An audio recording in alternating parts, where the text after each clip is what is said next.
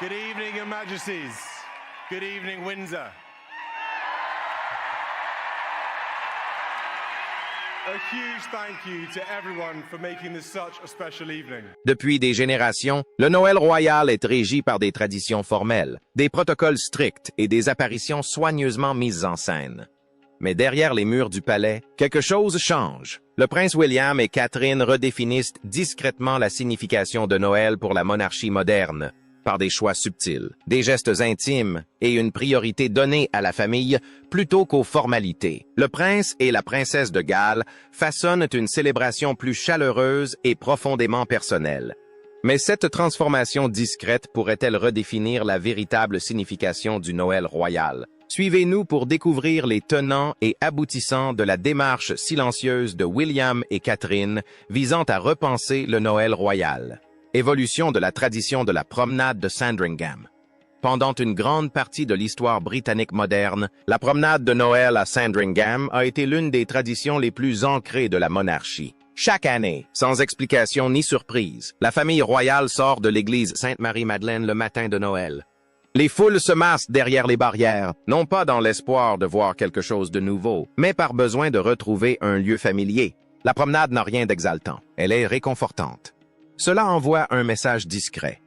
La monarchie est restée exactement là où elle a toujours été, avançant toujours au même rythme immuable, perpétuant des coutumes antérieures au cycle nouveau lui-même. Les parents amènent leurs enfants. Ces enfants grandissent et, des années plus tard, reviennent avec leurs propres enfants. Les visages changent, les générations se succèdent, mais la structure demeure la même.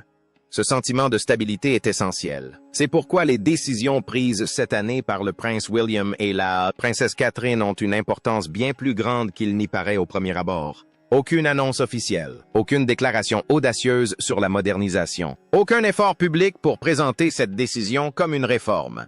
Pourtant, en coulisses, il est désormais entendu que la promenade de Noël à Sandringham cette année ne suivra pas le déroulement habituel, non pas de manière spectaculaire ou rebelle, mais délibérément. Pendant des décennies, ce rituel a été considéré comme intouchable. Même les conseillers les plus proches pensaient qu'il resterait inchangé, bien après que d'autres traditions aient été discrètement modifiées. Le fait que William et Catherine aient été disposés à reconsidérer leur position a surpris ceux qui savent à quel point cette limite est rarement franchie. Et cette surprise est révélatrice. Il ne s'agit pas là de la démarche d'un couple incertain de sa place. C'est l'acte d'un couple suffisamment sûr de lui pour user de son autorité. La promenade de Sandringham existe pour une raison essentielle, la continuité. Cela rassure le public quant à la pérennité de la monarchie au-delà des personnalités individuelles. C'est pourquoi elle a survécu aux bouleversements politiques, aux mutations culturelles et aux scandales personnels à travers les générations. William et Catherine en sont pleinement conscients. Ils ne rompent pas la continuité, ils la préservent. Selon des proches de la famille, la décision de modifier le parcours de la promenade n'était pas motivée par des considérations d'image ou de stratégie, mais par un facteur bien plus fondamental. Le temps. Le matin de Noël n'est pas une idée abstraite pour la princesse Catherine. C'est un souvenir bien réel. Bien avant que ses obligations royales ne bouleversent sa vie, c'était un matin empli de pyjamas, d'excitation, de breutes et de tendresse. Un court instant où les enfants sont pleinement eux-mêmes et où la joie est simple et spontanée. Ces heures ne reviennent jamais. Depuis des années, le matin de Noël à Sandringham est un moment expédié pour les enfants du pays de Galles. La marche a lieu peu après leur réveil. Il faut donc se préparer rapidement, enfiler une tenue de cérémonie, respecter les règles et endosser son rôle public presque immédiatement. La magie du matin est sacrifiée aux attentes du public. Cette année, Catherine a discrètement décidé que cela ne se passerait plus ainsi. Elle ne l'a pas dit publiquement. Elle n'a pas remis en question la tradition à voix haute. Mais elle restait inflexible. Selon un ami de la famille, la princesse a toujours pensé que ses enfants méritaient de vivre le matin de Noël comme des enfants, et non comme des symboles de la couronne, que les premières heures de la journée leur appartenaient avant d'appartenir au monde. Il ne s'agissait pas seulement d'émotion, c'était un acte de protection conscient. Le prince William l'a soutenu sans hésiter. Il comprend mieux que quiconque ce que signifie grandir quand le rituel prime sur les sentiments. Il sait ce que c'est que de sacrifier des moments d'intimité au devoir civique. Et il sait combien il est impossible de les retrouver par la suite. C'est là que l'histoire prend une dimension qui dépasse le cadre de Noël. Ce que font William et Catherine, c'est redéfinir la transmission des traditions et non leur perpétuation. Ils tracent une ligne claire entre responsabilité et excès. Entre la responsabilité de prendre soin d'une institution et le risque d'en demander trop aux enfants, certaines des modifications envisagées sont d'ordre pratique. De légers ajustements d'horaire, un rythme plus souple, une transition plus douce entre les moments en famille et les apparitions publiques. D'autres questions sont plus profondes et remettent en cause la place qu'occupe la monarchie sur ses plus jeunes membres. C'est important car le prince George est assez âgé pour s'en rendre compte. La princesse Charlotte, quant à elle, est déjà réfléchie et observatrice. Le prince Louis, encore jeune, assimile rapidement ce qui l'entoure. Son enfance se déroule sous le regard constant de ses parents. William et Catherine savent qu'ils ne peuvent garantir l'anonymat à leurs enfants, mais ils peuvent leur offrir des moments où ils ne se laissent pas aller à la complaisance. Le moment choisi pour cette décision est également révélateur. L'année écoulée a été éprouvante pour la famille royale. Le traitement du roi Charles, les problèmes de santé rencontrés par la princesse Catherine en début d'année et une prise de conscience croissante du public quant à l'endurance discrète que requiert cette institution. Les années difficiles ont tendance à dissiper les illusions et à recentrer les priorités. Les observateurs royaux ont remarqué que les familles confrontées à la vulnérabilité prennent souvent davantage conscience de ce qu'elles doivent protéger. Pour le prince et la princesse de Galles, cette protection a pris une forme très concrète. La préservation de la vie intérieure de leurs enfants. Ce n'est pas une faiblesse, c'est de l'autorité. La monarchie n'a jamais survécu en faisant preuve d'insouciance envers ses émotions. Sa force a toujours reposé sur l'équilibre, sur la capacité à savoir quand rester ferme et quand s'adapter discrètement. William et Catherine font exactement cela. Ils n'annoncent pas un changement, ils le normalisent. Cela témoigne d'une confiance accrue en leur rôle futur. Ils n'attendent plus simplement d'hériter de responsabilités. Ils les exercent déjà, discrètement et avec prudence, sans ostentation. C'est peut-être l'approche la plus traditionnelle de toutes. À l'approche de Noël, tous les regards se tourneront à nouveau vers Sandringham. C'est toujours le cas. Les gens observeront attentivement. Ils chercheront les différences. Ils spéculeront et débattront. Mais ce à quoi ils assistent peut-être réellement, ce n'est pas la disparition d'une tradition, mais son renforcement. Dans quelques années, lorsque le prince George, la princesse Charlotte et le prince Louis se remémoreront leur enfance, ils ne se souviendront peut-être ni des barrières ni des foules. Ils ne se souviendront peut-être ni des caméras ni des commentaires. Ils se souviendront peut-être de quelque chose de bien plus important. Un matin de Noël paisible, des parents présents et le sentiment que le devoir n'a pas effacé la joie. Quelle décision le roi Charles a-t-il prise pour le Noël royal? Découvrons-le. Le roi Charles a discrètement instauré un changement subtil mais significatif, qui a touché le prince William et la princesse Catherine plus profondément que beaucoup ne l'auraient imaginé. Noël a toujours revêtu une importance émotionnelle considérable pour leur famille. Cette décision, en apparence anodine, semble intimement liée à ces traditions ancestrales. À la veille de la messe de Noël annuelle célébrée par la famille royale en l'église historique Sainte-Marie-Madeleine, le roi a approuvé une réparation modeste, mais essentielle. Une lame de parquet grinçante, qui avait perturbé les fidèles pendant des années, a enfin été retirée. Si cela peut paraître un détail insignifiant, les habitants et les paroissiens de longue date affirment que c'est un geste bien plus significatif. À leurs yeux, il témoigne du profond attachement du roi à la paix, à la dignité et au calme spirituel d'une Église qui a joué un rôle très personnel dans la vie royale. Ces travaux de réparation s'inscrivaient dans le cadre d'un vaste programme de restauration de l'Église du 16e siècle. Récemment, la moquette rouge usée qui recouvrait les bancs depuis des décennies a été remplacée, pour un coût de 4,0 livres sterling. Le sol en mosaïque a été soigneusement nettoyé, une nouvelle horloge a été installée dans le clocher et la salle paroissiale attenante au presbytère a été entièrement rénovée. Au total, le conseil paroissial a approuvé un budget de 665 livres pour ces travaux de rénovation, contribuant ainsi à la renaissance de l'Église tout en préservant son caractère historique. Colin Smith, un habitant du quartier, s'est exprimé avec enthousiasme sur ce changement. Le grincement du plancher était très agaçant. À chaque pas, l'atmosphère solennelle était rompue. C'est merveilleux de voir l'Église restaurée, permettant ainsi aux offices de se dérouler à nouveau dans le calme et le respect. Pour la famille royale, l'Église Sainte-Marie-Madeleine est bien plus qu'un simple édifice ancien. C'est un lieu de recueillement précieux, chargé de souvenirs. Les princesses Diana et Charlotte y furent toutes deux baptisées, conférant à cette église une profonde signification émotionnelle pour William et Catherine. L'année dernière, le couple a assisté à la messe de Noël avec leurs enfants, le prince George, la princesse Charlotte et le prince Louis, aux côtés du roi Charles et de la reine Camilla. Ce fut un rassemblement empreint de tradition, de souvenirs et de convivialité familiale.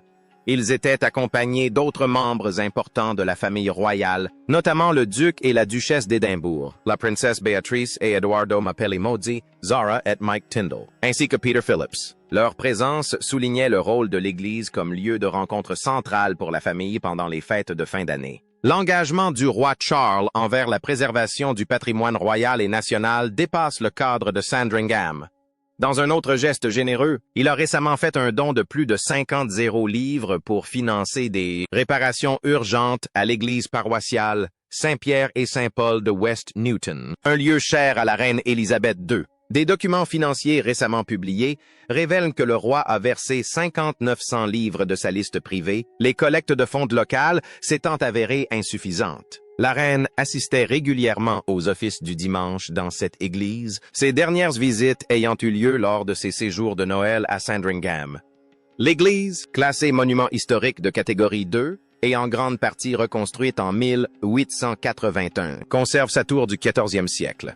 Elle abritait également l'une de ses traditions les plus chères, accueillir chaque année en février les écoliers et les choristes du quartier. Pour William et Catherine, ces rénovations réfléchies témoignent d'une aspiration plus profonde. Ces attentions témoignent du dévouement discret du roi à la préservation de l'histoire, tout en créant des espaces empreints de paix, de sens et de respect pour les générations futures. Alors que la famille s'apprête à se réunir à nouveau à Sandringham cette année, ces délicates attentions ont conféré une dimension émotionnelle inattendue aux fêtes de fin d'année. Une dimension que le prince et la princesse de Galles ont manifestement perçue. Dans cette atmosphère chaleureuse, la princesse Catherine se prépare à organiser, pour la 5e année consécutive, son traditionnel concert de chant de Noël, très apprécié du public. L'événement de cette année promet d'être l'un des plus émouvants à ce jour. Prévu pour début du mois prochain, il réunira un impressionnant panel de talents britanniques, parmi lesquels les acteurs Kate Winslet, Chiwetel Ejiofor et Hannah Waddingham, qui proposeront chacun des lectures. Au cœur de cette cérémonie se trouve un message cher à Catherine depuis toujours. Le pouvoir durable de l'amour, de l'unité et de la communauté. La princesse souhaite mettre en lumière les personnes à travers le Royaume-Uni qui, discrètement, font la différence au quotidien, renforçant leur communauté par leur bienveillance et leur compassion. Les organisateurs précisent que le thème a été choisi avec soin, notamment dans un monde qui peut parfois sembler divisé et distant. La cérémonie de cette année invite chacun à célébrer l'amour sous toutes ses formes. L'amour familial, l'amour véritable, l'amitié, la bienveillance envers les inconnus, et la simple joie des liens humains. Alliant Tradition et Modernité. Le concert de chant de Noël est conçu pour accueillir des personnes de toutes confessions et de tous horizons. Mais quel geste Catherine a-t-elle fait? Examinons cela de plus près. L'hommage silencieux de Catherine. Dans le silence et le recueillement, Catherine a accompli un geste profondément personnel, empreinte de résilience, de deuil et d'une année qui a bouleversé sa vie. Entourée de milliers de roses blanches aux reflets délicats, la princesse de Galles a vécu un moment d'émotion intense à l'approche de Noël. Aucun discours, aucune annonce, aucune couverture médiatique. Il n'y avait là que le silence, le souvenir et le sens. Catherine s'est rendue à l'improviste au Jardin de l'Éternité, une installation saisissante créée pour collecter des fonds essentiels pour la Royal Marsden Cancer Charity. Cette cause lui est profondément chère. C'est une affaire profondément personnelle. Le Royal Marsden était l'hôpital même où elle a reçu un traitement contre le cancer qui lui a sauvé la vie. Sa décision de s'y rendre discrètement, sans attirer l'attention du public, en disait long. Cela a démontré à quel point cette cause lui tient désormais à cœur. Après avoir révélé son diagnostic de cancer en mars 2024, Catherine a passé une grande partie de l'année écoulée à traverser l'une des périodes les plus difficiles de sa vie. Sa visite au jardin d'Ever After n'était ni une mise en scène, ni un geste ostentatoire. C'était un geste profondément humain, un acte silencieux de solidarité envers les patients, leurs familles, les médecins, les infirmières et tous ceux dont la vie a été touchée par le cancer. Installée sur la place Duke of York, l'œuvre métamorphose l'espace grâce à plus de 30 roses blanches lumineuses. Inauguré en 2019 par la créatrice Dame Anaheim March et la journaliste de mode Camilla Morton, ce jardin invite les visiteurs à dédier une rose à un être cher. Un geste simple, mais d'une grande force, qui offre un moment de recueillement, d'amour et d'espoir. Parmi les milliers d'hommages, Catherine a ajouté le sien. Son message manuscrit était simple, sobre et d'une émotion poignante. Il était écrit en hommage à tous ceux qui ont perdu la vie à cause du cancer. Quelques mots seulement, mais empreintes d'une profonde compréhension et d'une grande expérience. Après une visite privée du jardin, la princesse a partagé un message sur les réseaux sociaux remerciant tous ceux qui ont contribué au projet et à sa mission. Elle a décrit l'installation comme un lieu où chaque fleur et chaque lumière renferment un souvenir. Elle a écrit « Une illumination d'amour partagé, de souvenirs et d'espoir ». Elle a signé le message simplement d'un C, un petit détail profondément personnel qui a touché de nombreuses personnes. Le moment choisi pour sa visite lui a conféré une dimension émotionnelle encore plus forte. Elle intervenait quelques jours seulement après que le roi Charles ait partagé des nouvelles rares et personnelles de son propre traitement contre le cancer, confirmant que ses soins pouvaient désormais être allégés. Dans son message, le roi a exhorté le public à privilégier le dépistage précoce et les examens réguliers du cancer. Ce geste témoigne d'une transparence sans précédent de la part de la famille royale sur un sujet qui touche des millions de personnes. Pour Catherine, le Royal Marsden revêt une signification particulière. En janvier, elle a confirmé avoir suivi une chimiothérapie à l'hôpital de Londres. Depuis, elle et le prince William continuent d'assumer conjointement leur rôle de mécène du Royal Marsden, un rôle qui revêt désormais une signification encore plus profonde suite à son diagnostic. Bien que la visite fût privée, sa présence n'est pas passée inaperçue. La princesse portait un manteau croisé en tartan vert, signé Holland Cooper, élégante, sobre et parfaitement adapté à la saison. Pourtant, ce sont ces bijoux qui ont discrètement attiré l'attention. Catherine arborait pour la première fois des boucles d'oreilles Marguerite en cristal de Butler & Wilson. Ce choix était significatif. Les Marguerites sont souvent associées à la résilience, au renouveau et à l'espoir, des thèmes qui reflétaient parfaitement l'esprit de la soirée. Elle porte des créations de Butler & Wilson depuis l'époque où elle était duchesse de Cambridge, ce qui rendait ce choix d'autant plus approprié pour un événement placé sous le signe du souvenir.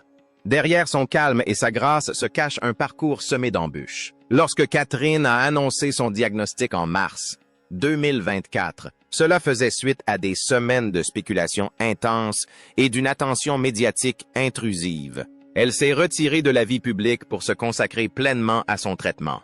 Elle a décrit plus tard les 9 mois suivants comme incroyablement difficiles, tant physiquement qu'émotionnellement, pour elle et sa famille. Peu à peu, des signes de rétablissement ont commencé à apparaître. En juin, elle a fait un retour soigneusement préparé lors de la cérémonie du Trooping the Colour. S'ensuivit une apparition rassurante en finale de Wimbledon. En septembre, la fin de sa chimiothérapie fut confirmée. Les mois suivants furent marqués par des moments profondément personnels, empreintes d'une empathie née de son expérience. En octobre, elle s'est rendue à Southport pour rencontrer les familles touchées par les tragiques attaques au couteau survenues plus tôt dans l'été. Plus tard dans le même mois, elle a partagé un moment émouvant avec Liz Hatton, une jeune photographe elle aussi atteinte d'un cancer. La mère de Liz a ensuite témoigné avec émotion de la gentillesse et de la compassion, dont le prince et la princesse ont fait preuve durant les dernières semaines de sa fille. Décembre a marqué une autre étape importante. À l'abbaye de Westminster, Catherine a accueilli pour la 4e fois le concert de chant de Noël, Ensemble pour Noël. Cet événement, perçu comme un retour symbolique à la tradition, a été chaleureusement accueilli par le public et soutenu par sa famille. Cela a mis en lumière à quel point elle reste aimée et admirée. 2 ans plus tard, après une longue convalescence, la vie de la princesse de Galles a repris son cours normal. Pourtant, des moments comme sa visite au jardin d'Ever After révèlent quelque chose de plus profond. Le cancer a transformé sa vision du monde. Il a approfondi son empathie, aiguisé son sens du devoir et renforcé sa détermination à utiliser sa notoriété pour aider les autres. Le prince William a-t-il rendu un hommage similaire au public ou à Catherine? Voyons voir. Le geste royal du prince William pour Noël. Un moment si discret et touchant qu'il n'avait besoin d'aucune grande cérémonie pour exprimer toute sa signification, et pourtant, il a ému le cœur des admirateurs de la famille royale du monde entier. Lors des célébrations de Noël 2025, le prince William a choisi une manière profondément personnelle de témoigner son amour et son soutien à Catherine, princesse de Galles, durant l'une des années les plus éprouvantes de leur mariage. Les reportages de la BBC, du magazine People, de Hello, de Sky News et les communiqués officiels de la famille royale ont tous souligné le même point. Il n'a jamais été question de spectacle, de faste ou de protocole. Il s'agissait avant tout d'un dévouement constant, de la famille et de l'amour. Au cours de l'année écoulée, les problèmes de santé de Catherine ont profondément transformé la vie au sein de la famille Wales. Les apparitions publiques se sont raréfiées et la famille a adopté un rythme de vie plus paisible et plus intime. Des sources proches du palais ont régulièrement souligné que William a discrètement endossé un rôle plus important, accompagnant les enfants à l'école, passant du temps avec eux et veillant à ce que leur quotidien reste aussi normal que possible. Alors que Catherine se concentrait sur sa convalescence, Noël revêtait une importance émotionnelle particulière en 2025. Au lieu de suivre la tradition par simple formalité, les gestes de William visaient à la rassurer. Ses proches le décrivaient comme entièrement soucieux du confort et du bien-être émotionnel de Catherine. Les fêtes de fin d'année furent marquées non par le faste, mais par une simplicité authentique, des moments de partage, des instants de recueillement et des instants précieux en famille. Cette approche reflétait la conviction profonde de William que la santé et la sérénité de son épouse primaient sur toute attente royale. Durant la période de Noël, Catherine fit une apparition publique soigneusement préparée, et les photos qui suivirent émurèrent des millions de personnes. Aux côtés de William, elle paraissait sereine, soutenue et visiblement chérie. Les observateurs ont remarqué que William était resté près d'elle tout au long de la scène, protecteur plutôt que formel. C'était spontané, et c'est peut-être ce qui a tant touché les cœurs. Le magazine People a souligné comment William était devenu le pilier émotionnel de Catherine, lui offrant un soutien constant sans chercher à se faire remarquer. Son affection, d'abord discrète, s'est manifestée en public par de petits gestes, un regard rassurant, une main tendue instinctivement, plus éloquent que n'importe quelle déclaration officielle. Le magazine Hello a également relevé la réaction du public. Nombreux furent les fans émus aux larmes, non par le faste ou la cérémonie, mais par l'authenticité. Dans une famille souvent marquée par le devoir et la distance, le lien qui unissait William et Catherine semblait touchant, prouvant que même au sein de la monarchie, l'amour peut être simple, humain et profondément sincère. Sky News rapporta que ce Noël reflétait un changement subtil de ton pour la famille royale, moins axé sur la tradition pour elle-même, et davantage sur l'empathie. Les actions de William ont démontré que la force peut être discrète, et le leadership empreint de douceur. En faisant passer les besoins de Catherine avant les siens, il a fait preuve d'un dévouement qui dépassait de loin les titres et les attentes. Que réserve ce Noël royal 2025 à la famille royale? Découvrons-le. Les retrouvailles de la famille royale pour Noël. Ce Noël à Sandringham s'annonce bien plus qu'une simple tradition royale. Ce sont des retrouvailles empreintes de gratitude, de soulagement et d'une force tranquille, après l'une des années les plus difficiles que la famille royale ait traversées depuis des décennies. Le prince et la princesse de Galles s'apprêtent à passer les fêtes de fin d'année avec le roi Charles et les autres membres de la famille royale, de retour dans leur domaine de Norfolk avec leurs 3 enfants. Le prince George, 12 ans, la princesse Charlotte, 10 ans, et le prince Louis, 7 ans. Il y a quelques mois à peine, le monde entier avait suivi avec inquiétude l'annonce du cancer de la princesse Catherine, un moment qui avait révélé une rare vulnérabilité au sein de la monarchie. Quelques mois plus tard, la nouvelle tant espérée est tombée. Elle était en rémission. Cette nouvelle n'a pas seulement marqué une guérison, elle a constitué un tournant émotionnel pour la famille. Depuis, Catherine a repris progressivement ses engagements royaux, choisissant avec soin ses apparitions publiques et se concentrant sur les moments les plus importants. Ce Noël ne se résume pas à des réunions de famille ou à des promenades festives. Il célèbre la guérison, la résilience et le courage discret d'une femme qui a affronté une épreuve bouleversante tout en préservant sa dignité, son intimité et son élégance. Le roi Charles arrivera également à Sandringham avec des nouvelles encourageantes.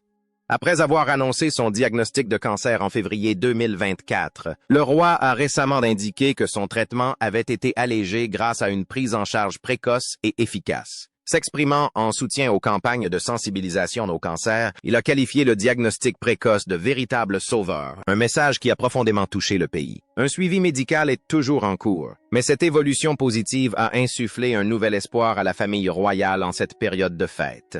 Sandringham a toujours été un symbole de stabilité et de tradition pour la monarchie. De la traditionnelle promenade du matin de Noël à la messe, en passant par les moments intimes en famille au sein du domaine, Sandringham est un lieu où devoirs publics et relations personnelles se conjuguent harmonieusement. Cette année, avec la présence attendue de George, Charlotte et Louis pour cette promenade traditionnelle, ces scènes familières revêtiront une signification plus profonde que jamais, marquée par les épreuves traversées par la famille.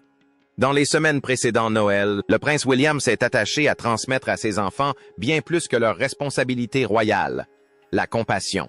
Récemment, William et George ont visité The Passage, une association caritative venant en aide aux sans-abri, étroitement liée aux souvenirs d'enfance de William avec la princesse Diana.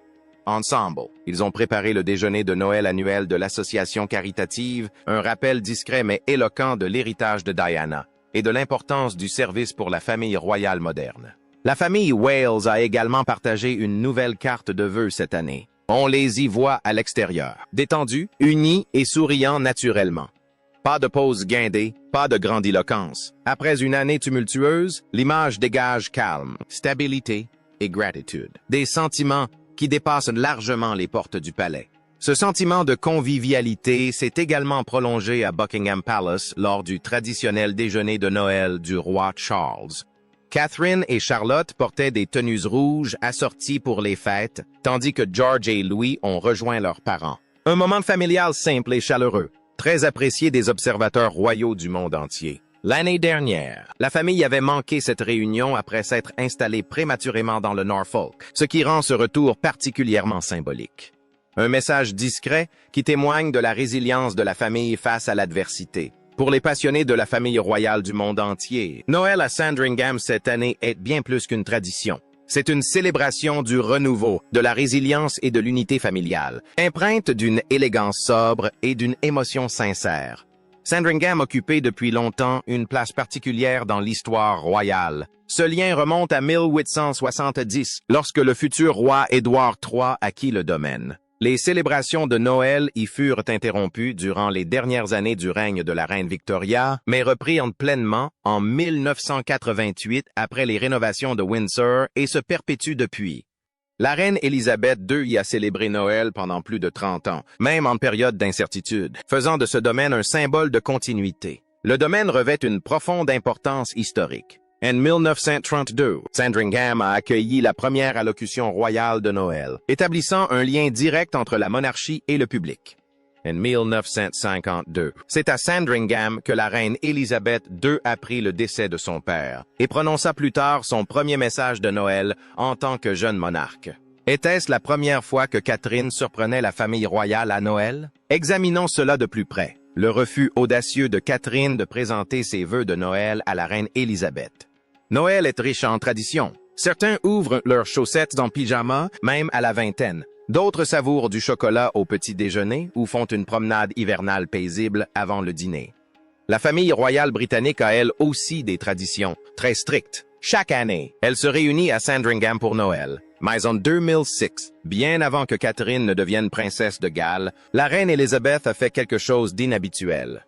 Elle invite Catherine, alors simple petite amie du prince William, au déjeuner royal de Noël. L'invitation était très médiatisée, et Catherine surprit tout le monde en déclinant. L'historien royal Robert Lacey explique que William et Catherine entretenaient une relation sérieuse depuis près de 5 ans, mais Catherine décida de n'assister au Noël à Sandringham qu'une fois leurs fiançailles officialisées, symbolisées par une bague. Selon des sources internes, il ne s'agissait pas d'une rébellion, mais d'une preuve de confiance. Catherine souhaitait de la certitude, du respect et un véritable engagement avant d'intégrer l'une des familles les plus puissantes du monde. Elle a su poser des limites claires, discrètes et respectueuses. Aujourd'hui, Catherine n'est plus seulement une petite amie. Elle est la princesse de Galles, future reine et une figure centrale de la famille royale, célébrant Noël à Sandringham avec William et leurs 3 enfants. Mais cette décision prise il y a des années est lourde de sens. Parfois, savoir dire non au bon moment peut façonner tout un avenir. Alors, que pensez-vous de la décision discrète du prince William et de Catherine de repenser les traditions royales de Noël? Partagez vos impressions dans les commentaires. N'oubliez pas de liker et de vous abonner.